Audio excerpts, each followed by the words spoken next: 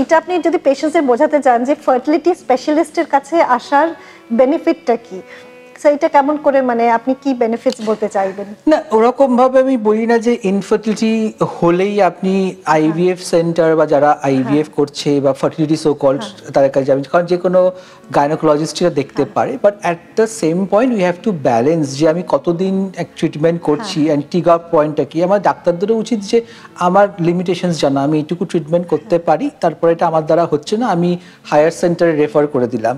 বা এখন আর একটা প্রবলেম হচ্ছে যে বিজ্ঞাপন, মনে কর চারিদিকে যদি বিজ্ঞাপন থাকে যে বাচ্চা হচ্ছে না, মানে সহজে মাতৃত্ব, আইভিএফ করুন, অথবা যদি এরকম দেখায় আমাদের কাছে 1 লাখ টাকাতে আইভিএফ হচ্ছে, লোকজনের না মাথায় হয় কি যে এইখানে গেলে আইভিএফ মানে টাকা বা কম টাকায়, ওখানে তো এইটা প্যাকেজ দিল, লোকের ধারা কি এইখানে প্যাকেজ দিল, আপনার প্যাকেজ কত, মানে অ্যাজ ইফ যেন আমি এটা কিছু বিক্রি করছি যে আপনার প্যাকেজটা কত। এরকম তো হয় না।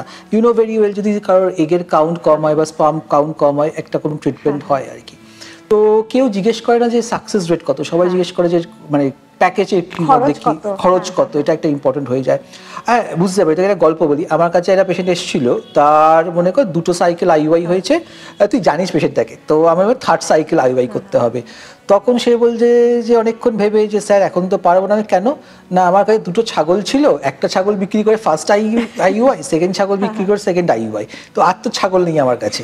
তো এই পেশেন্টগুলোকে যদি এখন কেউ বলে যে তোমাকে আইভিএফ করতে হবে, হ্যাঁ, তাকে যদি ঠিকঠাক করে না বোঝানো হয় যে it is the all and none law, তুমি এই যে 1,20,30 যাই খরচা করো না কেন, আরো বেশি খরচা করো না কেন, বাচ্চা নাও হতে পারে, এবং না হলে তোমার টাকাটা পুরো নষ্ট হবে। এই বেসিক কনসেপ্টটা কিন্তু লোককে বোঝাতে হবে।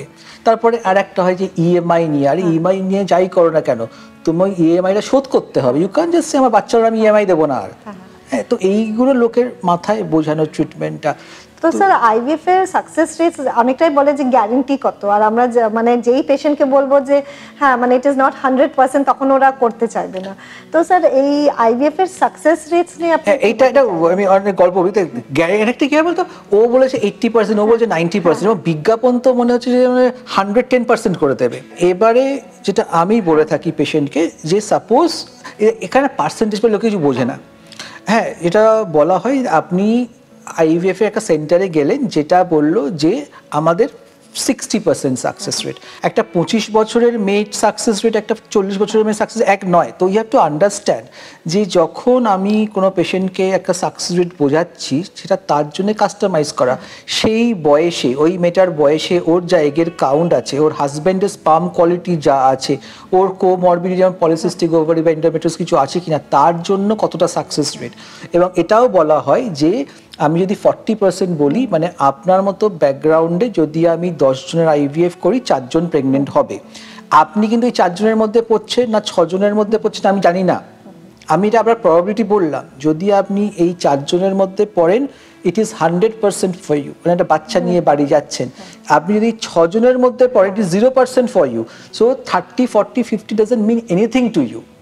ইট is all and none law. আমি তো একটা বাচ্চার হাত পা মুখ দিয়ে দিলাম না আপনাকে যে আমি 40% বাচ্চা দিচ্ছি। এই রং কনসেপ্টটাকে বোঝানো হচ্ছে। আপনার জন্য সাকসেস রেট 0 বা 100%।